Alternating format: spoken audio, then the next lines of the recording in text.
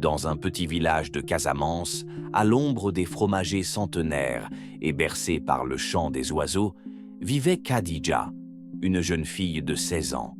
D'une beauté éclatante, elle portait fièrement les boubous colorés et les pagnes aux motifs ancestraux. Ses yeux noirs reflétaient l'immensité de ses rêves et son sourire illuminait même les journées les plus sombres. Mais son destin allait basculer. Khadija était destinée à une vie simple, mais elle aspirait à plus. Elle voulait étudier, découvrir le monde au-delà des rizières et des fleuves. Pourtant, dans son village, l'éducation des filles était souvent reléguée au second plan. Son père, un homme autoritaire, avait décidé de la marier à un commerçant d'une ville lointaine. Le jour où elle apprit la nouvelle, un froid glacial s'empara de son cœur. Comment pouvait-elle abandonner ses rêves? Comment accepter un destin imposé? Elle tenta de convaincre son père, d'implorer sa mère, mais leur regard était aussi dur que la terre asséchée par le soleil. « Tu apprendras à aimer ton époux », lui répétait-on. Cette nuit-là, Khadija ne dormit pas. Elle entendit sa mère sangloter doucement dans la chambre voisine, un son étouffé par la fatalité. Elle se leva, s'approcha de la fenêtre et observa le ciel. Une étoile filante traversa l'obscurité, comme un dernier espoir. Sa grand-mère, la seule à comprendre ses tourments, lui confia une bourse d'argent et lui murmura « Pars, ma fille, va chercher ta liberté. » Khadija se jeta dans ses bras, sentant l'odeur du bois de santal et du karité qui lui rappelait son enfance.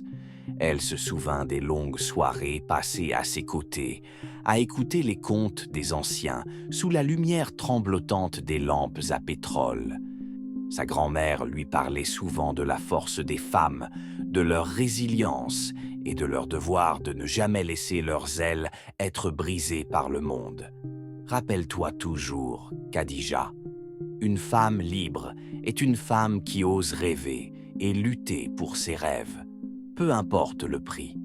Elle se remémora aussi ses après-midi passés à l'accompagner dans la récolte des herbes médicinales, où sa grand-mère lui enseignait les secrets des plantes et l'importance de la patience et de la sagesse. Le monde est comme un baobab, ma fille. Il est fort, ancré, mais il faut du temps pour qu'il donne ses fruits. Ne sois pas pressée, mais ne sois jamais soumise. Ce fut un déchirement de quitter son village, sa mère en pleurs et son petit frère agrippé à son pagne. Pourtant, elle savait qu'elle n'avait pas le choix. Son périple jusqu'à Dakar fut un cauchemar. Dans un bus bondé, elle découvrit la rudesse du monde. Un homme tenta de lui voler son sac, un autre lui fit des avances insistantes. À son arrivée, seule et vulnérable, elle erra dans les ruelles poussiéreuses, cherchant un refuge. Un homme qui semblait bienveillant lui proposa du travail comme domestique. Sans autre choix, elle accepta. Mais ce n'était qu'un leurre. Très vite, elle comprit que ses employeurs la considéraient comme une esclave moderne.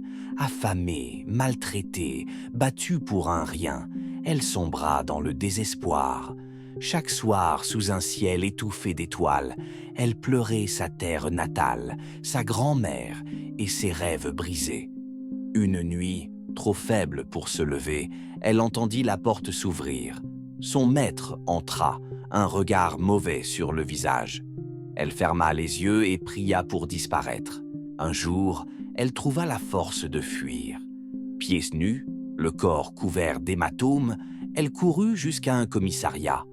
Mais la justice ne fut pas de son côté. Son patron, influent, la fit accuser de vol. Elle fut enfermée, trahie par le système qu'elle espérait protecteur.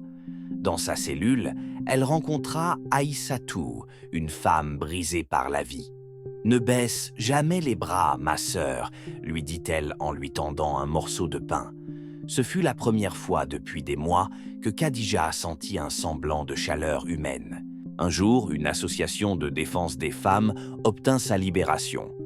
Elle récupéra un semblant de dignité et décida d'aider d'autres jeunes filles à fuir l'oppression. Mais son passé la rattrapa. Son père, Honteux, la renia publiquement. Sa mère, brisée, lui fit savoir qu'elle n'était plus la bienvenue chez elle. Khadija, pourtant, ne perdit pas espoir.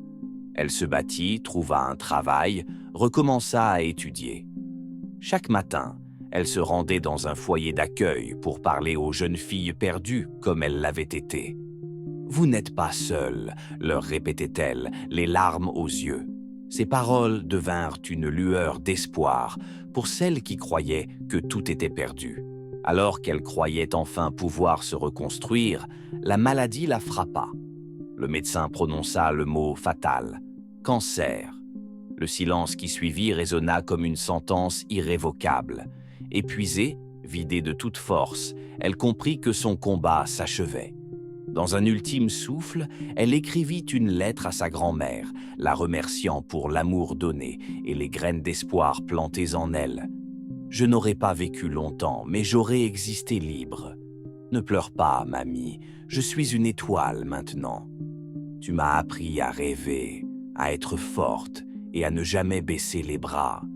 Je me souviens de nos soirées sous le manguier où tu me racontais que même l'ombre ne peut cacher la lumière d'une femme qui ose briller.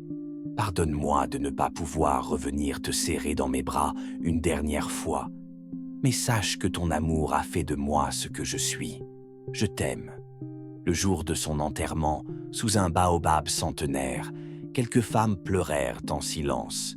Parmi elles, Aïssatou et d'autres jeunes filles qu'elle avait aidées, vêtues de blanc, chantaient doucement une berceuse en son honneur.